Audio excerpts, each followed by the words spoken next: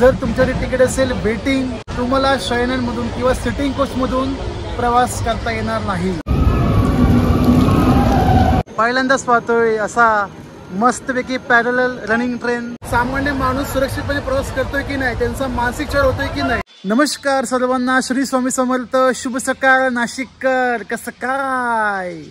सध्या मी आहे नाशिकमध्ये, नाशिक रेल्वे स्टेशन। कालच घेतले श्रावण पौर्णिमेनिमित्त श्री त्र्यंबकेश्वर दर्शन। व्हिडिओ अपलोड केला आहे संपूर्ण माहितीसह प्रवास सकट। आवर्जून पहा, लिंक दिलेली आहे माझ्या पिन केलेल्या कमेंट बॉक्स मध्ये आणि डिस्क्रिप्शन बॉक्स मध्ये। सकाळचे नयनरम्य वातावरण नाशिकचे, वा वा वा वा वा वा, सुंदर सुंदर सुंदर। तर आज मी प्रवास करतोय नाशिक ते मुंबई रेल्वेने।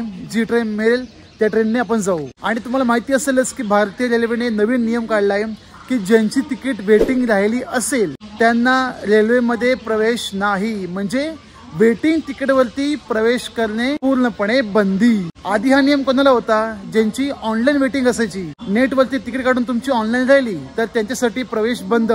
पण आता तर PRS काउंटर वरती जाऊन तुम्ही तिकीट काढली आणि वेटिंग राहिली, भलेही 1 असो, 100 असो, 1000, 10,000, पण त्यांच्यासाठी मात्र प्रवेश अजिबात नाही।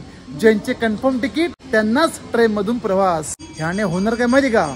काही जणांना फायदा तर काही जणांना मोठा तोटा होणार आहे। तर नेमका फायदा कोणाला आणि तोटा कोणाला ते आपण जाणून घेऊ। पण त्यासाठी तुम्हाला काय करावं लागेल? व्हिडिओ शेवटपर्यंत पाहावं लागेल। आणि तुमची तिकीट वेटिंग आहे तर त्यासाठी काय करावं लागेल जेणेकरून कन्फर्म होऊन जाईल। छोटीशी का होईना पण महत्वाची माहिती तुमच्यासोबत शेअर होणार आहे। तर आवर्जून व्हिडिओ शेवटपर्यंत पाहत राहा आणि नाशिक ते मुंबई प्रवासाचा आनंद घ्या। Nashik road railway station. Ticket मला मिळाली नाशिक ते मुलुंड, 85 रुपये प्रति व्यक्ती, सुपरफास्ट। डिस्टन्स किती आहे? 157। सकाळचे 6:40 होत आहेत आणि मुंबईला जायला मला ट्रेन येते 13201 पटना मुंबई LTT जनता एक्सप्रेस। अजून तरी गर्दी दिसत नाहीये, बघू ट्रेन कुठून येते? पटनावरून। तिकडे नसेल पण तिकडून येताना मात्र खायची गर्दी।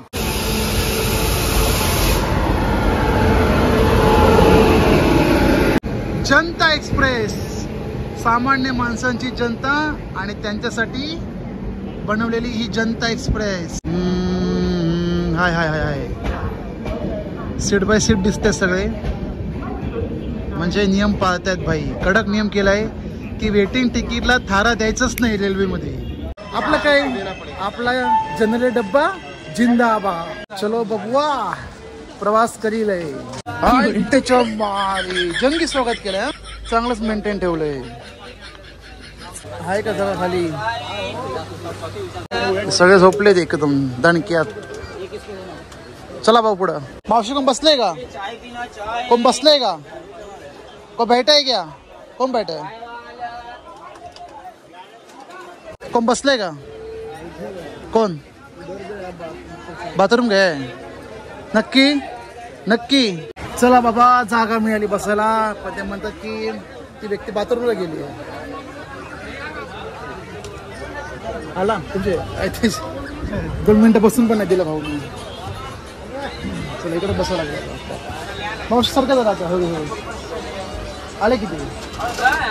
बघता बघता आपली ट्रेन पण रवाना झाली नाशिकवरून। ठीक सकाळी 6:46 जबकीचा टायमिंग आहे 5:30चा। आपली ट्रेन 1 तास 20 मिनिटे निर्धारित वेळेपेक्षा उशिराने सुरू आहे। चला तर मंडळी, सुरुवात करूया आपल्या मुंबईच्या प्रवासाला। गणरायाचं नामच म्हणलं नाही, बोला गणपती बाप्पा मोरया।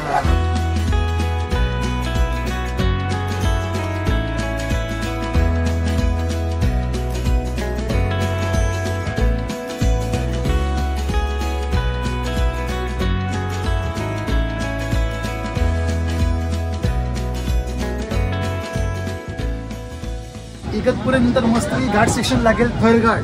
म्हटलं पावसामध्ये चांगला व्ह्यू घेऊ, पण इकडे सगळे आडच पडले डोर वरती, इकडं पण आणि इकडं पण। बघू कसं मॅनेज होईल ते बघू आपण।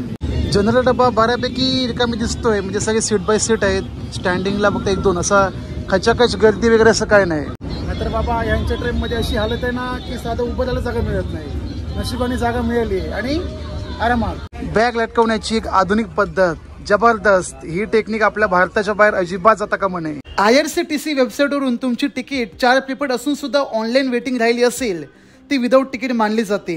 होणारा रिफंड हा 4 ते 5 दिवसांमध्ये मिळून जातो, ऑफिशियली रेल्वेचा नियम. पण आता ज्यांची PRS काउंटर तिकीट वेटिंग राहिली असेल त्यांचा सुद्धा प्रवेश निषिद्ध. 2024 जून पूर्वी PRS काउंटर वेटिंग तिकीटवाल्यांना रिझर्वेशन डब्यात प्रवास करण्याची मुभा होती. परंतु कन्फर्म सीट प्रवासीसोबत वाद घालणे, जबरदस्ती त्यांच्या सीटवर जाऊन बसणे, सीझन गर्दीच्या वेळेस रिझर्वेशन डबे पूर्णपणे बंद करून बुकिंगवाल्यांना मारहाण करणे हे प्रकार मोठ्या प्रमाणात होऊ लागले. सेकंड सिटिंग चेअर कार आणि शयनांपर्यंत ठीक होते, पण ज्या वेळेस AC डब्यामध्ये हा प्रकार घडला तेव्हा मात्र रेल्वेला कडक पाऊल उचलावेच लागले. वेटिंग लिस्ट तिकीटचे प्रकार नेमके कोणते ते आपण बघून घेऊ. पहिला येतो WL वेटिंग लिस्ट. त्याचेच 4 ते 5 प्रकार: GNWL, PQWL, TQL. GNWL म्हणजे जनरल वेटिंग तिकीट. जर तुमच्या तिकीटवर GNWL/WL असेल तर 70 ते 75% तुमची तिकीट कन्फर्म होण्याचे चान्सेस आवर्जून आहेत. जर तुम्हाला PQWL/WL ही तिकीट मिळाली असेल तर कन्फर्म होण्याचे चान्सेस कमी प्रमाणात, कारण या दरम्यान जो काही कन्फर्म कोटा असतो तो कमी प्रमाणात दिला जातो. ज्या वेळेस प्रवासी तिकीट बुक करतात आणि मिळालेली तिकीट वेटिंग असेल तर ती कोणत्या कॅटेगरीमध्ये येईल हे सांगू नाही शकत नाही. परंतु GNWL ही मिळाली तर 75% चान्सेस हे कन्फर्म होण्याचे आहे. प्रवासी वर्गाला किमान 130 वेटिंग पर्यंत तिकीट घ्यायला हरकत नाही, कारण ती REC होऊ शकते. रेल्वे सुद्धा जास्त वेटिंग तिकीट न देता पूर्णपणे रिजेक्ट करत बंद करते. RLWL remote location waiting list. शक्यतो ही तिकीट मिळत नाही, पण ज्यांना मिळाली तर कन्फर्म होण्याचे चान्सेस खूप म्हणजे खूपच कमी, कारण या दरम्यानचा जो काही कोटा असतो तो त्या रेल्वे स्थानकापुरताच मर्यादित. त्या भागातून कोणी तिकीट कॅन्सल केली तरच जाऊन तुमची तिकीट ही कन्फर्म होऊ शकते. शक्यतो मिळत नाही, पण मिळाली तर चान्सेस कमी. रेल्वेने आखलेल्या नवीन नियमांना तुमची काय प्रतिक्रिया आहे हे कमेंट माध्यमातून नक्कीच कळवा. तर सध्याच्या दिवसांमध्ये हीच रियालिटी, हीच परिस्थिती आहे. जर तुमच्याकडे तिकीट असेल वेटिंग 1 असो किंवा 2, 3, 10, 100 काय असेल ते, तुम्हाला शयनांमधून किंवा सिटिंग कोचमधून प्रवास करता येणार नाही. लक बाय चान्स तुम्ही प्रवास केला तर टीसीनद्वारे त्यांच्या स्क्वॅडद्वारे तुम्हाला खाली उतरवण्यात येईल. आणि जर का तुमच्याकडे तिकीट असेल साधी जनरलची, जशी मी आज काढली, आणि ती घेऊन तुम्ही चढलात स्लीपरमध्ये, तर मात्र तुमच्याकडून फाईन घेणार म्हणजे घेणार, सोबत खाली ढकलून देणार. असं काही हा नियम आहे सध्याच्या दिवसांमध्ये. परंतु काही ट्रेनमध्ये पाहायला जातो, काही ट्रेनमध्ये त्याचे चितडे उडून देतात. चितडे नियमाचे पूर्ण म्हणतो ना आर पार वाट लावून टाकतात. ज्या ट्रेन चालतात उत्तर रेल्वे त्या भागामध्ये असा काही प्रकार त्या ठिकाणी घडतो. ट्रेन तर आपली जबरदस्त चालते, एकदम झापूक झुपूक झापूक झुपूक झापूक झुपूक. बघता की नाही बिग बॉस मराठी सीझन 5? मला वेळ मिळाला तर नक्की बघतो. आपल्या सूरज चव्हाणसाठी नावातच दहशत आहे काय.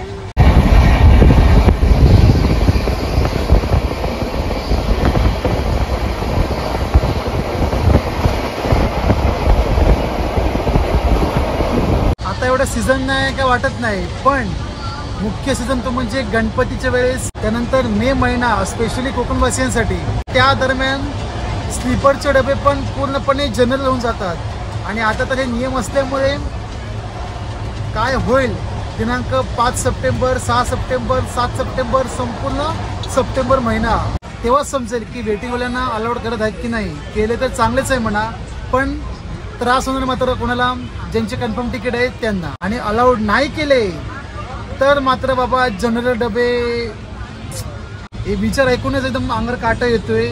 प्रत्यक्षात जेव्हा बघू तेव्हा काय हाल होतोय. यामध्ये माहिती का होणार, जी होणारी फरफट फक्त आणि फक्त सामान्य माणसाची, बाकी कोणाला काही देणं न घेणं. हीच मुख्य आणि महत्वाची माहिती तुमच्यासोबत शेअर करायची होती. म्हटलं प्रवास पण होतोय नाशिक ते ठाणे, या दरम्यान ही माहिती शेअर करून जाऊ. कारण रेल्वेतला प्रवास आहे तर रेल्वेच्या गोष्टी रेल्वेतच झाल्या पाहिजे. 7:41 आपली ट्रेन पोहोचते आता इगतपुरी. सध्या आपण आउटरला आहोत. थोड्या वेळात येईल इगतपुरी स्टेशन. इगतपुरी जबरदस्त. या ठिकाणी आलात तुम्हाला नक्कीच आवाज ऐकायला मिळतील. इडली वडा, मेदू वडा, वडापाव, समोसा, चटणी पाव, वा वा इत्यादी इत्यादी इत्यादी काही. इडली चटणी, मेदू वडा चटणी आला तर आवर्जून ट्राय करा. स्पेशली इगतपुरी या ठिकाणी येऊन. नाशिकवरून निघतानाच मी कांदेपोहे खाली होते मस्तपैकी पोट भरत. आता नाही, डायरेक्ट घरी गेल्यावर जेवायचं. थोडं बाहेर जाऊन येऊ. काही म्हणा, या ट्रेन मध्ये ना घाण कचरा लय, माणसं कमी पण घाण कचरा लय जास्त. असं काही तुम्हाला समोसा पाव किंवा वडापाव मिळून जाईल. पुढे गेल्यावर तर इडली वडा, बेदू वडा, सांबर चटणी सर्व काही तुम्हाला मिळून जाईल या ठिकाणी. 5 मिनिटाचा हॉल्ट पूर्ण करत आपली गाडी रवाना झाली इगतपुरी पासून. आता येणारा पुढचा घाट सेक्शन थळघाट. सध्या पावसाची कमी आहे, नाहीतर आपल्या ठिकठिकाणी धबधबे पाहायला मिळाले असते. आता अजून आहे की माहित नाही, शक्यतो नसावेत कारण पाऊस थोडा कमी पडतोय.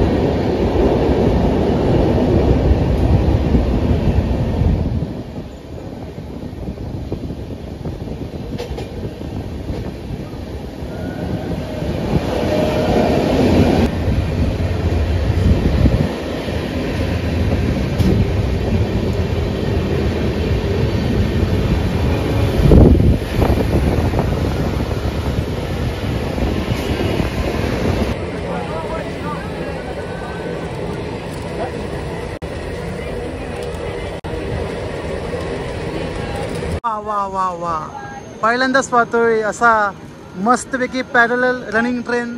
समोर आहे गोरखपूर LTT आणि आपली पटना LTT. हाय हाय हाय हाय नाद खोया. बघूया पहिली प्रायोरिटी कोणाला आहे, तिला की आपल्याला. का हो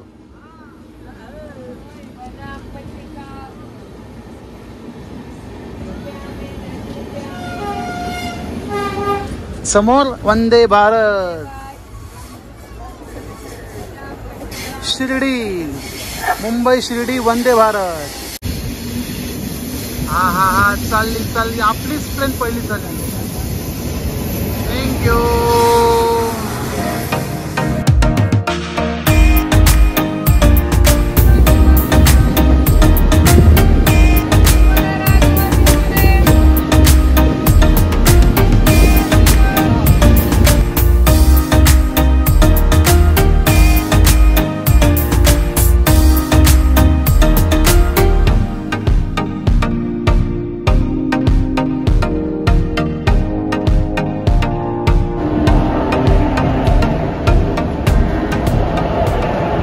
इगतपुरी थरघाट क्रॉस करून आपण लागलो आता कसारा आणि यापुढे आता थेट कल्याणच्या दिशेने. घेतली आहे मस्तपैकी चिक्की, ज्याची किंमत आहे 10 रुपये. MRP 20 रुपये असून सुद्धा 10 रुपयाला विकतात म्हणजे नवल आहे. आता रेल्वेमध्ये असं स्कॅम होतो, 10 रुपयाची वस्तू 50 रुपयाला विकतात, पण या ठिकाणी उलट 20 रुपयाची वस्तू 10 रुपयाला विकली गेली आहे. चांगलं एक नंबर आहे. रोहित गृह उद्योग बलानी कंपाऊंड कल्याण. छान आहे, मस्त आहे चिक्की, आवर्जून घ्या रेल्वेमध्ये.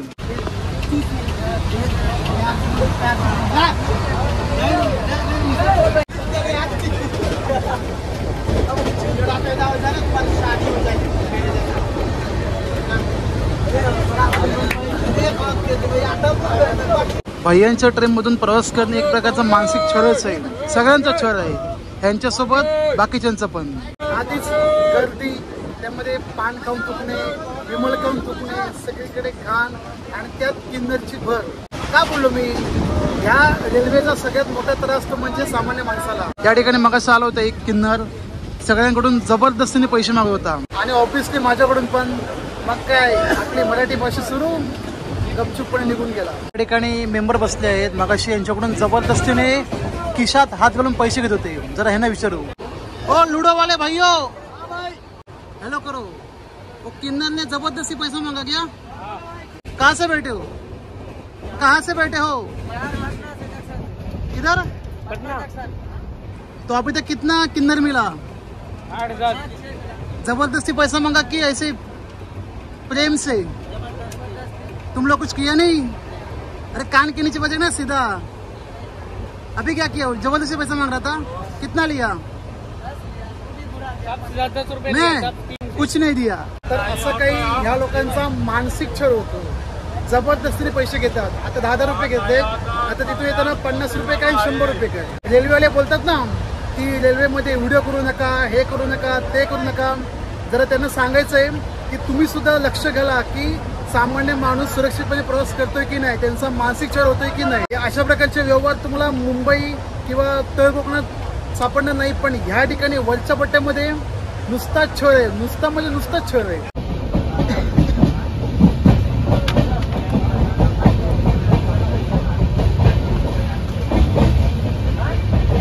चला भाऊ, ठाणे आले, आपले स्टेशन ठाणे.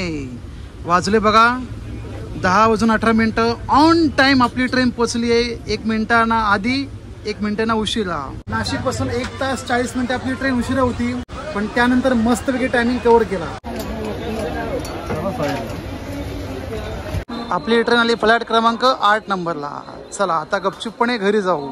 झालो मस्तपैकी फ्रेश, जेवण घेऊ. भाकरी, भात, पिठी आणि ओल्या काजूगराची भाजी. या मंडळी सर्वांनी जेवायला या.